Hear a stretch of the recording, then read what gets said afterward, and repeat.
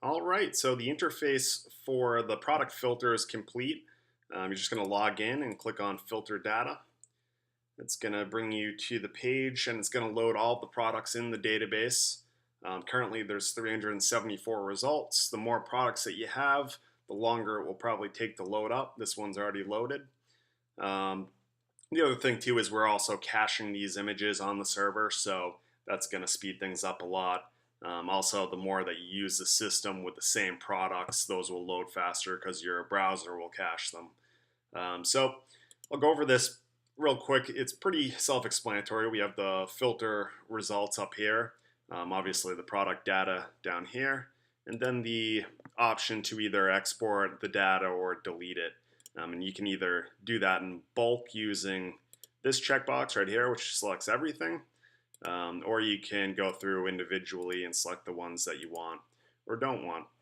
Um, you'll notice that the product description is not here. That's just because it was taking up a lot of resources and taking a while to load on the page. If there was, let's say, 15,000 products, it was too much for the page to handle it. So what we did was we just moved it into this pop-up right here. If you click on the product image, it will show a bigger image, and then you can click on this button and it will give you the description of the product.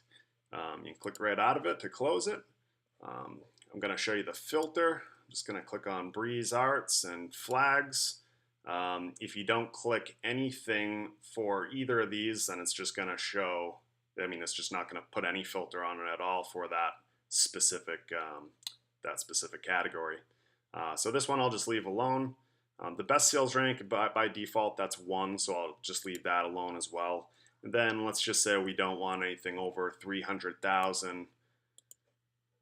We'll put the lowest price for 10 bucks and we'll do, let's say, $29.99 for the we want the price to be under that amount.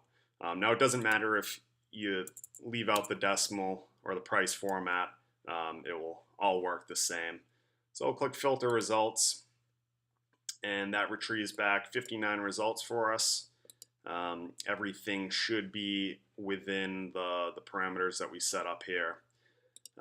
If you want to delete all of the data for, let's say 59 results, you click here and then delete selected and click go. It'll take a few seconds because it's going to delete all of the product information, and then it's also going to delete the product images on the server. It also has to load up the page again, so that's why it might take a little bit.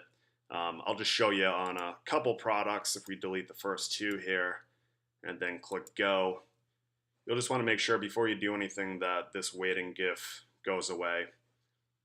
So it's currently deleting all the information in the database, and it's also deleting the product image and reloading the page, so that's why it might take a second. So those images are gone. If we wanted to export all of the data, then you would just put no filters on it, and then you would select this, and it would export everything in the database. Same thing if you deleted all the products within the database. In this case, let's say we only want to export Breeze Arts, and anything from, let's say, $15 to $29.99. Now filter those results. We got 145 products back. Now we're going to export it all. Remember, just wait for this thing to stop loading. We'll click on that. Export selected. Go. And right now it's generating an Excel file for us.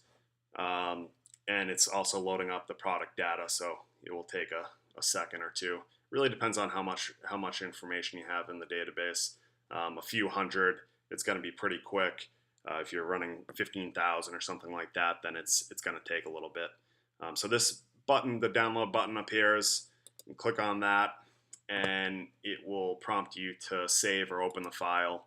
I'm just going to open the file so I can show you.